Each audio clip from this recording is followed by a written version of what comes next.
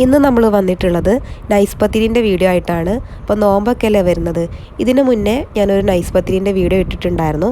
അപ്പോൾ ഒരുപാട് പേര് പറഞ്ഞു എന്താണ് അതിൽ ഞാൻ പരത്തിയിട്ടാണ് ചെയ്യുന്നത്. അപ്പോൾ അതൊരു സ്കില്ല് വേണ്ടൊരു പരിപാടിയാണ് പരത്തി ചെയ്യുമ്പോൾ. അപ്പോൾ അങ്ങനെ പരത്താനൊന്നും കഴിവില്ലാത്ത ആൾക്കാർ, പരത്താൻ അറിയാത്ത ആൾക്കാർക്ക് വേണ്ടിയിട്ടുള്ള ഒരു വീഡിയോ ആയിട്ടാണ് ഇത് വന്നിട്ടുള്ളത്. പിന്നെ നോമ്പിന് നമുക്ക് എളുപ്പത്തിൽ പെട്ടെന്ന് തന്നെ തയ്യാറാക്കാനുള്ള സിമ്പിൾ ടിപ്സും ഞാൻ ഈ ഒരു വീഡിയോയിൽ പറയുന്നുണ്ട്. അപ്പോൾ ഒട്ടും താമസിക്കാതെ നമുക്ക് വേഗം തന്നെ വീഡിയോയിലോട്ട് കടക്കാം. അതിന് മുന്നേ വീഡിയോ ഇഷ്ടപ്പെടുകയാണെന്നുണ്ടെങ്കിൽ പ്ലീസ് ഒന്ന് സബ്സ്ക്രൈബ് ചെയ്ത് വെക്കണേ. അതുപോലെ തന്നെ ബെല്ലൈക്കണും കൂടി പ്രസ് ചെയ്ത് വെക്കണേ. ബെല്ലൈക്കണും കൂടി പ്രസ് ചെയ്ത് വെക്കാതെ ഞാൻ അപ്ലോഡ് ചെയ്യുന്ന വീഡിയോസിൻ്റെ ഒക്കെ നോട്ടിഫിക്കേഷൻസ് ഒക്കെ കിട്ടുള്ളൂ. എന്നാൽ ശരി, നമുക്ക് വേഗം തന്നെ വീഡിയോയിലോട്ട് പോകാം. നമ്മുടെ നൈസ് പത്തിരി തയ്യാറാക്കാൻ തുടങ്ങാം. അതിനായിട്ട് നമുക്കൊന്ന് മാവ് റെഡിയാക്കി എടുക്കണം. അപ്പോൾ അതിന് വേണ്ടിയിട്ട് വലിയൊരു നോൺ സ്റ്റിക്കിൻ്റെ പാത്രം എടുത്തിട്ടുണ്ട്. അതിലേക്ക് ഒഴിച്ചു കൊടുത്തിരിക്കുന്നത് 4.5 കപ്പ് വെള്ളമാണ് കേട്ടോ. പിന്നെ നമ്മളിതിലേക്ക് ഒഴിച്ചു കൊടുത്തിരിക്കുന്നത് കുറച്ച് വെളിച്ചെണ്ണ, ഒരു ഏകദേശം 1-2 ടേബിൾ സ്പൂൺ വെളിച്ചെണ്ണ ഒഴിച്ചു കൊടുത്തിട്ടുണ്ട്. വെളിച്ചെണ്ണ ഒഴിച്ചു കൊടുക്കുമ്പോൾ നല്ലൊരു ടേസ്റ്റാണ് ഈ പത്തിരിക്ക്. ഇനി ഇതിലേക്ക് 1 ടീസ്പൂൺ മുതൽ 1.5 ടീസ്പൂൺ വരെ ഉപ്പ് ചേർത്ത് കൊടുക്കുക. ഉപ്പ് ഒരുപാട് ചേർത്ത് കൊടുക്കണ്ട കേട്ടോ, നമ്മൾ ഒരല്പം ചേർത്ത് കൊടുത്താൽ മതി. ഇനി നമ്മൾ എന്ത് ചെയ്യാന്ന് വെച്ച് കഴിഞ്ഞാൽ നമ്മൾ ഈ ഉപ്പെല്ലാം കൂടെ നന്നായിട്ടൊന്ന് മിക്സ് ചെയ്ത് കൊടുക്കാം. എന്നിട്ട് ഈ വെള്ളം നന്നായിട്ടൊന്ന് നമ്മൾ തിളപ്പിച്ചെടുക്കണം. അപ്പോൾ നന്നായിട്ട് തിളച്ച് വന്നു കഴിഞ്ഞാലാണ് നമ്മളിതിലേക്ക് ഇനി പൊടി ചേർത്ത് കൊടുക്കുന്നത്. അപ്പോൾ ഞാനിപ്പോൾ ഇവിടെ എടുത്തിരിക്കുന്നതെന്ന് പറയുന്നത് 3 കപ്പ് പൊടിയാണ്. 3 കപ്പ് പൊടി എന്ന് പറഞ്ഞാൽ 250 ml കപ്പിലാണ് 3 കപ്പ് എടുത്തിരിക്കുന്നത്. അപ്പോൾ 1 കപ്പ് പൊടിക്ക് 1.5 കപ്പ് വെള്ളം എന്ന അളവിലാണ് ഞാൻ ഇവിടെ എടുത്തിരിക്കുന്നത്. അപ്പോൾ ആ ഒരളവ് 1 കപ്പ് എന്തായാലും വേണ്ടി വരും കേട്ടോ. അപ്പോൾ എൻ്റെ പൊടിക്ക് കുറച്ച് കൂടുതൽ വെള്ളത്തിൻ്റെ ആവശ്യമുണ്ട്, അതുകൊണ്ടാണ് ഞാൻ 1.5 കപ്പ് എടുത്തിരിക്കുന്നത്. നിങ്ങൾ ഈ ഒരളവിൽ തന്നെ ചെയ്ത് നോക്കൂ കേട്ടോ, അത് കറക്റ്റ് തന്നെ ആയിരിക്കും. ഇത് നമ്മുടെ സാധാരണ പച്ചരി പൊടി ഉണ്ടല്ലോ, പച്ചരി ഉണക്കി കഴുകിയെടുത്ത് നമ്മൾ പൊടിപ്പിച്ചെടുക്കുന്ന പൊടിയാണ്. ഇത് ഞാൻ നമ്മുടെ മില്ലിൽ നിന്ന് വാങ്ങിച്ചിട്ടുള്ള പൊടിയാണ് കേട്ടോ. പത്തിരിപ്പൊടി എന്ന് പറഞ്ഞിട്ട് നൈസ് പത്തിരിൻ്റെ പൊടി എന്ന് പറഞ്ഞ് വാങ്ങിച്ചിട്ടുള്ളതാണ്. നിങ്ങൾക്ക് വേണമെങ്കിൽ നമ്മൾ കടയിലൊക്കെ നൈസ് പത്തിരിൻ്റെ പൊടി ഉണ്ടല്ലോ, ആ പൊടി ആയാലും കുഴപ്പമൊന്നുമില്ല കേട്ടോ. എന്നിട്ട് നന്നായിട്ട് നമ്മൾ മിക്സ് ചെയ്ത് കൊടുക്കണം. ഈ പൊടിയുടെ എല്ലാ ഭാഗത്തേക്കും ഈ വെള്ളം എത്തണം. എന്നിട്ട് നമ്മൾ ചെറിയ ഫ്ലെയിമിലിട്ട് വെച്ചിട്ടാണ് ഇതൊന്ന് കുക്ക് ചെയ്തെടുക്കേണ്ടത്.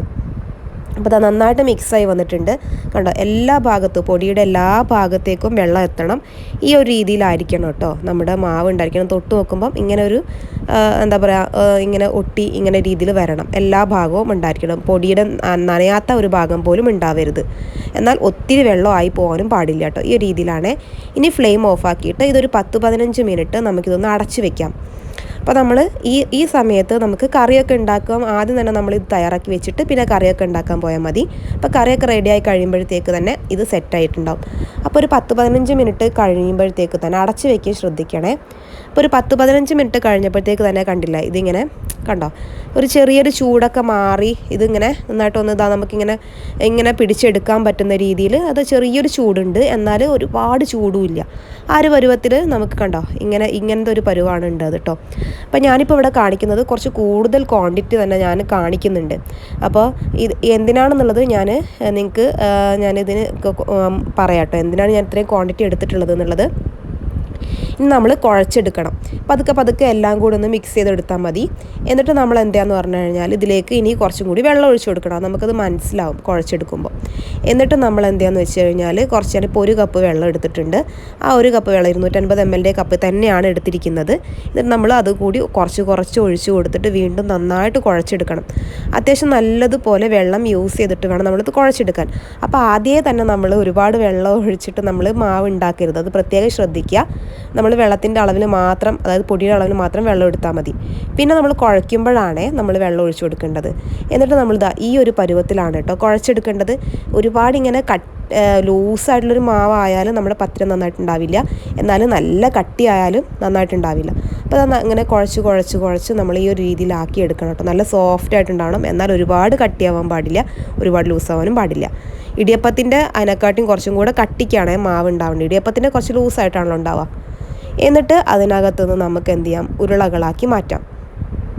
അപ്പോൾ ഈ ഒരു രീതിയിൽ നമുക്ക് കയ്യിൽ കുറച്ച് എണ്ണ തടവിയിട്ട് നമുക്ക് കുറച്ച് ചെറിയൊരു ബോൾസ് ആക്കിയിട്ട് നമുക്ക് എത്ര ചെറിയ പത്തിരിയാണോ വേണ്ടത്, എത്ര നൈസ് പത്തിരിയാണോ വേണ്ടത്, അതിനനുസരിച്ച് നമ്മൾ ബോൾസിൻ്റെ വലുപ്പവും ചെറുതാക്കാം. അപ്പോൾ ഞാനിപ്പോൾ ഇതുപോലെ ഈ ഒരു സൈസിലാണ് എടുക്കുന്നത്. എന്നിട്ട് ചെറുതായിട്ട് ഇങ്ങനെ ജസ്റ്റ് ഒന്നിങ്ങനെ കിള്ളി ഇട്ട് കൊടുക്കാം കേട്ടോ. അപ്പോൾ നമുക്ക് ഫാസ്റ്റായിട്ട് ചെയ്യാൻ പറ്റുന്നതാണ്. അപ്പോൾ ഞാനിപ്പോൾ ഇവിടെ മൊത്തത്തിൽ തന്നെ കിള്ളിയിട്ടിട്ട് ഇത് ഏകദേശം ഒരു 10-50 പത്തിരിക്കുള്ള ഉണ്ടകളുണ്ട് കേട്ടോ. അതിനുശേഷം നമ്മൾ എന്താണെന്ന് വെച്ചാൽ ജസ്റ്റ് ചെറുതായിട്ടൊന്ന് എല്ലാം ഒന്ന് നല്ലതുപോലെ ഒന്ന് ഉരുട്ടിയെടുക്കാം. ആ സമയത്ത് കുറച്ച് കയ്യിലൊന്ന് വെളിച്ചെണ്ണ തടവിക്കോളൂ, എന്നിട്ട് നന്നായിട്ടൊന്ന് ഉരുട്ടിയെടുക്കാം. അപ്പോൾ ഞാൻ മൊത്തത്തിൽ തന്നെ ഇതുപോലെ ഇങ്ങനെ ഉരുട്ടിയെടുക്കുകയാണ്. കണ്ടോ, ഇതുപോലെ ഞാൻ ചെയ്തെടുത്തിട്ടുണ്ട്. അപ്പോൾ ഞാൻ നിങ്ങളോട് പറഞ്ഞു നോൺ സ്റ്റിക്കിൻ്റെ പാത്രം ആദ്യം എടുക്കാൻ പറഞ്ഞതെന്ന് വെച്ചാൽ നമ്മൾ കുഴയ്ക്കുന്ന സമയത്ത് നമുക്ക് നോൺ സ്റ്റിക്കിൻ്റെ പാത്രത്തിലാകുമ്പോഴാണ് നന്നായിട്ട് കുഴച്ചെടുക്കാൻ പറ്റും. ഒട്ടും തന്നെ നമ്മുടെ പാത്രത്തിൽ പറ്റി പിടിക്കുക മാവ് നമുക്ക് വേസ്റ്റ് ആവുകയൊന്നും ചെയ്യില്ല. അപ്പോൾ അതുകൊണ്ട് നോൺ സ്റ്റിക്കിൻ്റെ പാത്രം തന്നെ എടുക്കുന്നതാണ് നല്ലത്.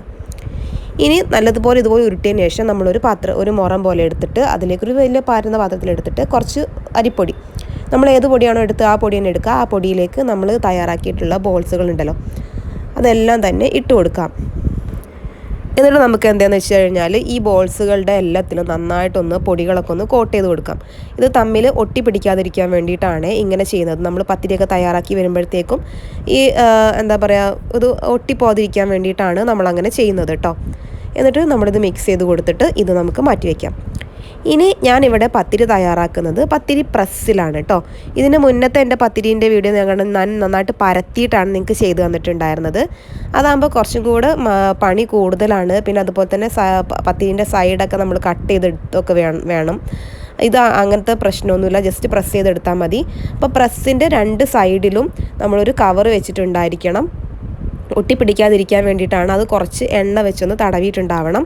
പിന്നെ നമ്മൾ നമ്മൾ ഉരുട്ടിയിട്ട് ആ ഉണ്ട പോലെ തന്നെയാണ് വെച്ച് കൊടുക്കേണ്ടത്, അല്ലാതെ പരത്തിയിട്ട് വെച്ച് കൊടുക്കരുതേ. എന്നിട്ട് ജസ്റ്റ് 2 പ്രസ്, ഒരു പ്രസ് 1-2 പ്രസ് ചെയ്താൽ മതി. നേരെ ഇങ്ങനെ വെച്ച് കൊടുക്കുക, എന്നിട്ട് പ്രസ് ചെയ്ത് കൊടുക്കുക.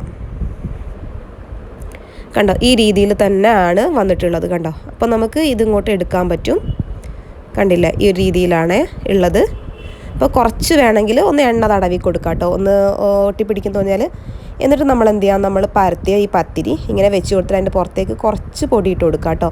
തമ്മിൽ ഒട്ടിപ്പിടിക്കാതിരിക്കാൻ വേണ്ടിയിട്ടാണ്. നമുക്കൊരു 10-20 പത്തിരി ആദ്യം ഒന്ന് പ്രസ് ചെയ്തെടുക്കാം. അപ്പോൾ കുറച്ചായിട്ട് പൊടി ഇട്ട് കൊടുത്തിട്ട് നമ്മളിങ്ങനെ എന്താ പറയുക, നമ്മൾ പ്രസ് ചെയ്ത് കൊടുക്കുക. പ്രസ് ചെയ്തിട്ട് ഇതെടുത്തിട്ട് നമുക്ക് അടുത്ത പത്തിരിയുടെ പുറത്ത് വെച്ച് കൊടുക്കാം.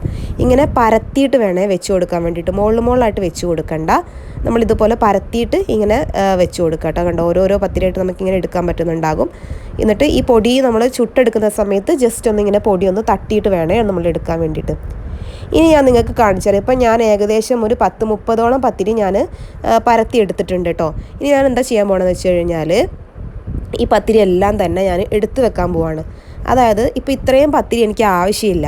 അപ്പം നമ്മളിപ്പോൾ ഒരു 4 പേരുള്ള, ഒരു 4 പേരുള്ള ഫാമിലിയാണ്. അപ്പം നമുക്ക് ഏകദേശം ഒരു 20 പത്തിരി 25 പത്തിരിയൊക്കെ മതിയാവും ഒരു ദിവസം, അല്ലെങ്കിൽ ഒരു 10-15 പത്തിരിയൊക്കെ മതിയാവും. അപ്പോൾ ഇത്രയും പത്തിരി ആവശ്യമില്ലാത്തതുകൊണ്ട് നമ്മൾ എന്താണെന്ന് വെച്ച് കഴിഞ്ഞാൽ പരത്തിയിട്ട് നമ്മളത് ഒരു ടിഫിൻ പാത്രത്തിൽ ഇതുപോലെ ഇട്ട് വെക്കുകയാണ്. ഇത് ഞാനിപ്പോൾ ഒരു 3 ടിഫിൻ ബോക്സിലാക്കിയിട്ട് ഒരു 10-20 പത്തിരിയോളം ഓരോരോ ടിഫിൻ ബോക്സിലാക്കിയിട്ട് മാറ്റി വെച്ചിട്ടുണ്ട്. ഇങ്ങനെ മാറ്റി വയ്ക്കുമ്പോൾ എന്താണെന്ന് പറഞ്ഞു കഴിഞ്ഞാൽ നമുക്ക് ആവശ്യാനുസരണം എടുത്തിട്ട് ചുട്ടിട്ട് നമുക്ക് കഴിക്കാൻ പറ്റും. ഫ്രിഡ്ജിലേക്ക് എടുത്ത് വെക്കാം. ഒന്നും ആവില്ല കേട്ടോ. 1-2 ആഴ്ചയോളം തന്നെ ആ പത്തിരി അതിനകത്ത് അങ്ങനെ ഇരിക്കും. നമ്മൾ ചുടുന്നതിൻ്റെ ഒരു കുറച്ച് മുന്നേ എടുത്ത് നമ്മൾ പുറത്തെടുത്ത് വയ്ക്കുക. എന്നിട്ട് നമ്മൾ പതുക്കെ എടുത്തിട്ട് നമ്മൾ ചുട്ടെടുത്താൽ മതിയാവും കേട്ടോ. ഒന്നും സംഭവിക്കാൻ പോകില്ല. അപ്പം നമ്മൾ നോമ്പിനാകുമ്പോൾ സമയത്ത് നമുക്കിതുപോലെ നമ്മൾ ഒരു ദിവസം കൂടുതൽ ക്വാണ്ടിറ്റി ഉണ്ടാക്കിയിട്ട് ഈ ഒരു ക്വാണ്ടിറ്റി അളവിൽ നിങ്ങൾ ഉണ്ടാക്കിക്കോളൂ. എന്നിട്ട് ഉണ്ടാക്കിയിട്ട് നമ്മൾ എന്തെന്ന് വെച്ച് കഴിഞ്ഞാൽ ഫ്രിഡ്ജിൽ വെച്ച് കഴിഞ്ഞാൽ 2 ദിവസത്തേക്ക് നിങ്ങൾക്ക് സുഭിക്ഷമായിട്ട് കഴിക്കാനുള്ളതുണ്ടാവും. നോമ്പിന് വെച്ചാൽ നമുക്ക് എപ്പോഴും ഇങ്ങനെ ഉണ്ടാക്കി പരത്തി ഇരിക്കാനൊക്കെ ബുദ്ധിമുട്ടായിരിക്കുമല്ലോ. അപ്പോൾ അതുകൊണ്ട് നല്ലൊരു ടിപ്പാണ് കേട്ടോ ഇത്. ഞാനിങ്ങനെയാണ് ചെയ്യാറുള്ളത്. ഞാൻ സാധാരണ നോർമലി വീട്ടിൽ എപ്പോൾ പത്തിരി ഉണ്ടാക്കുകയാണെങ്കിലും കുറച്ച് കൂടുതലായിട്ട് ഉണ്ടാക്കും. എന്നിട്ട് 2-3 ദിവസത്തേക്കായുള്ളത് ഉണ്ടാക്കും കേട്ടോ. അപ്പോൾ പിന്നെ വേറെ പണികളൊന്നുമില്ല. കാരണം രാവിലെ എണീക്കുമ്പം പത്തിരി ഓൾറെഡി ഉണ്ടല്ലോ. എന്തെങ്കിലും ഒരു കറി ഉണ്ടാക്കിയാൽ പെട്ടെന്ന് തന്നെ പത്തിരി ചുട്ടെടുക്കാൻ പറ്റും. ഭയങ്കര ജോലിക്കൊക്കെ പോകുന്ന അമ്മമാർക്കൊക്കെ നല്ല എളുപ്പമാണ്. ഇനി നമുക്കിത് ചുട്ടെടുക്കാം. അപ്പോൾ അതിനായിട്ട് ആദ്യം തന്നെ നമ്മൾ തവ നന്നായിട്ട് ചൂടാക്കിയിട്ട് അതിൻ്റെ മുകളിലേക്ക് ഇട്ട് കൊടുക്കുകയാണ്. അപ്പോൾ ആദ്യത്തെ മറിച്ചിടൽ നമ്മൾ പെട്ടെന്ന് തന്നെ ചെയ്യണം കേട്ടോ. എന്താ വെച്ച് കഴിഞ്ഞാൽ ആദ്യത്തെ മറിച്ചിടൽ അതിൻ്റെ ഒന്ന് പുറത്തിങ്ങനെ ആവി വന്ന് കഴിയുമ്പോൾ നമ്മൾ ആദ്യത്തെ മറിച്ചിടൽ ഇട്ട് കൊടുക്കുക. എന്നിട്ട് പിന്നെ ഒരു 2-3 മിനിറ്റ് ഒന്ന് ഇങ്ങനെ വെച്ച് കൊടുക്കുക. എന്നിട്ട് പിന്നെ നമ്മൾ മറിച്ചിട്ട് കൊടുക്കുക കേട്ടോ. 3 മറിച്ചിടലാണ് നമ്മൾ ഇടേണ്ടത്. ആദ്യത്തെ ഒരു മറിച്ചിടൽ, പിന്നെ നമ്മൾ രണ്ടാമത്തെ മറിച്ചിടൽ അത് എന്താ പറയുക പൊങ്ങി വരും. അപ്പോൾ 2 മറിച്ചിടലാണ് മറിച്ചിടേണ്ടത്. നമ്മൾ ആദ്യം ഇട്ട് കൊടുക്കുന്നത്, പിന്നെ ആദ്യത്തെ മറിച്ചിടൽ, പിന്നെ രണ്ടാമത്, അങ്ങനെയാണ് കേട്ടോ നമ്മൾ ചെയ്യേണ്ടത്. അപ്പോൾ അത് കറക്റ്റ് ശ്രദ്ധിക്കുക, എന്നാലും നന്നായിട്ട് പൊങ്ങി കിട്ടുള്ളൂ. പിന്നെ നമ്മൾ നന്നായിട്ട് അത്യാവശ്യം നല്ലപോലെ പൊടി നമ്മൾ ഇട്ട് കൊടുത്തിട്ടുണ്ടല്ലോ, അതുകൊണ്ട് തന്നെ കരിഞ്ഞു പോകും കേട്ടോ പൊടി. അപ്പോൾ അതുകൊണ്ട് അതിൻ്റെ മേത്തുള്ള പൊടിയൊക്കെ കൈകൊണ്ടൊന്ന് നന്നായിട്ട് തട്ടി കൊടുത്തിട്ട് നമ്മൾ തവേൻ്റെ മുകളിൽ ഇട്ട് കൊടുക്കുക കേട്ടോ. ഇപ്പോൾ ഞാൻ ആവശ്യത്തിന് വേണ്ടിയിട്ട് ഒരു 10-15 പത്തിരി മാത്രമാണ് ഞാനിപ്പോൾ ചുട്ടെടുക്കുന്നുള്ളൂ. ബാക്കി എല്ലാ പത്തിരിയും ഞാൻ 2 പാത്രത്തിലാക്കിയിട്ട് ഫ്രിഡ്ജിലെടുത്ത് വെച്ചിട്ടുണ്ട്. അപ്പോൾ അത് ആവശ്യാനുസരണം ഇപ്പോൾ 2 ദിവസത്തേക്കായിട്ടുള്ളതുണ്ടല്ലോ, അപ്പോൾ 2 ദിവസം ഇനി വേറെ പണികളൊന്നുമില്ല, ജസ്റ്റ് അത് എടുത്തിട്ട് ആക്കാവുന്നതേ ഉള്ളൂ. ഭയങ്കര സിമ്പിളാണ്. ഞാൻ എപ്പോഴും പത്തിരി ഉണ്ടാക്കുകയാണെങ്കിൽ കുറച്ച് കൂടുതലായിട്ട് തന്നെ ഉണ്ടാക്കും. എന്താ വെച്ച് കഴിഞ്ഞാൽ നമ്മൾ എന്തായാലും കുറച്ച് എഫേർട്ട് ഇടുന്നുണ്ടല്ലോ, അപ്പോൾ അതുകൊണ്ട് പിന്നെ 2 ദിവസത്തേക്ക് നമുക്ക് പണികളൊന്നുമില്ല. അപ്പോൾ അങ്ങനത്തെ രീതിയിൽ ചെയ്താലും മതി. പിന്നെ കുറഞ്ഞ ക്വാണ്ടിറ്റി ഉണ്ടാക്കുന്നവർക്കാണെങ്കിൽ ഭയങ്കര എളുപ്പമാണ്. നമ്മൾ ഇത്രയും ക്വാണ്ടിറ്റി ഉണ്ടാക്കുന്നില്ല, ഒരു 10-15 പത്തിരി 20 പത്തിരിയൊക്കെ ഉണ്ടാക്കുകയാണെങ്കിൽ കുറഞ്ഞ പൊടി എടുത്തിട്ട് ഉണ്ടാക്കുകയാണെങ്കിൽ ഫാസ്റ്റായിട്ട് തന്നെ ഉണ്ടാക്കിയെടുക്കാൻ പറ്റും കേട്ടോ. അപ്പോൾ പ്രസ്സിൽ ചെയ്യുമ്പോൾ നല്ല എളുപ്പമാണ്, നല്ല ടേസ്റ്റുമാണ്. പിന്നെ ചില ആൾക്കാർ പറയും പരത്തി ചൂടുന്ന പത്തിരിൻ്റെ ടേസ്റ്റ് ഇല്ല എന്നൊക്കെ പറയുമ്പോൾ അതൊക്കെ വെറുതെ പറയുന്നത് കേട്ടോ. പത്തിരി എങ്ങനെയായാലും ഇങ്ങനെ ഉണ്ടാക്കുമ്പോൾ നമുക്ക് പത്തിരി പ്രസ്സിൽ ഉണ്ടാക്കുന്ന പത്തിരി നമ്മൾ നോർമലി ചുട്ടെടുക്കുന്ന പത്തിരിൻ്റെ ഒക്കെ ടേസ്റ്റൊക്കെ സെയിം തന്നെയാണ്, വലിയ ഡിഫറൻസ് ഒന്നുമില്ല.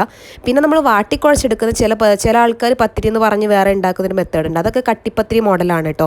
അതായത് ഇങ്ങനെ വാട്ടിക്കുഴച്ചിട്ട് നമ്മൾ ചെയ്യുന്ന പത്തിരി എന്നൊക്കെ പറഞ്ഞിട്ട് കണ്ടിട്ടുണ്ട്. അതിനൊന്നും ഈ ടേസ്റ്റ് കിട്ടില്ല കേട്ടോ. ഇത് വേറൊരു പ്രത്യേക ടേസ്റ്റ് തന്നെയാണ്. ഇതാണ് കേട്ടോ നമ്മുടെ ശരിക്കുള്ള പത്തിരി എന്ന് പറയുന്നത്, നമ്മൾ നൈസ് പത്തിരി എന്നൊക്കെ പറയുന്നത് ഈ ഒരു പത്തിരിയാണ് കേട്ടോ. ആ ഒരു എന്താ പറയുക, അങ്ങനത്തെ ഒരു ടെക്സ്ചറാണ്. അല്ലാതെ കട്ടിപ്പത്തിരി ഉണ്ട് കേട്ടോ, വേറെ രീതിയിലൊക്കെ ചെയ്യുന്നത്, അത് വേറെ മെത്തേഡിലാണ് കേട്ടോ ചെയ്യുന്നത്. അപ്പോൾ ഇന്ന് ഞാൻ അതിന് കൂടെ ഉണ്ടാക്കിയിട്ടുള്ളത് നമ്മുടെ മലബാർ സ്പെഷ്യലായിട്ടുള്ള ബ്രേക്ക്ഫാസ്റ്റാണ്. ഇത് മുരിങ്ങയില കറിയാണ്, കോഴിമുട്ടയും മുരിങ്ങയിലയൊക്കെ ഇട്ടിട്ട് വെച്ചിട്ടൊരു കറിയാണ് കേട്ടോ. നല്ല ടേസ്റ്റാണ് ഈ ഒരു എന്താ പറയുക പത്തിരിൻ്റെ കൂടെ. ഈ ഒരു കോമ്പിനേഷൻ ട്രൈ ചെയ്ത് നോക്കാത്തവരാണെന്നുണ്ടെങ്കിൽ നിങ്ങളൊന്ന് ട്രൈ ചെയ്ത് നോക്കണം. ഇതിൻ്റെ റെസിപ്പി ഞാൻ നെക്സ്റ്റ് വീഡിയോയിലായിട്ട് പോസ്റ്റ് ചെയ്യാം കേട്ടോ. അപ്പോൾ അതുകൊണ്ട് തന്നെ നിങ്ങൾ വീഡിയോ ഇഷ്ടപ്പെടുകയാണെങ്കിൽ സബ്സ്ക്രൈബ് ചെയ്യാൻ മറക്കരുത്. നെക്സ്റ്റ് ആയിട്ട് ഞാൻ ആ വീഡിയോ അപ്ലോഡ് ചെയ്യുന്നുണ്ട്. അപ്പോൾ എല്ലാവരും ഒന്ന് ട്രൈ നോക്കിയിട്ട് ഫീഡ്ബാക്ക് അറിയിക്കാൻ മറക്കരുത്. മറ്റൊരു നല്ല വീഡിയോ ആയിട്ട് ഇൻഷാ അല്ലാഹ് വീണ്ടും കണ്ടുമുട്ടാം. അതുവരേക്കും tata bye bye. Thank you for watching.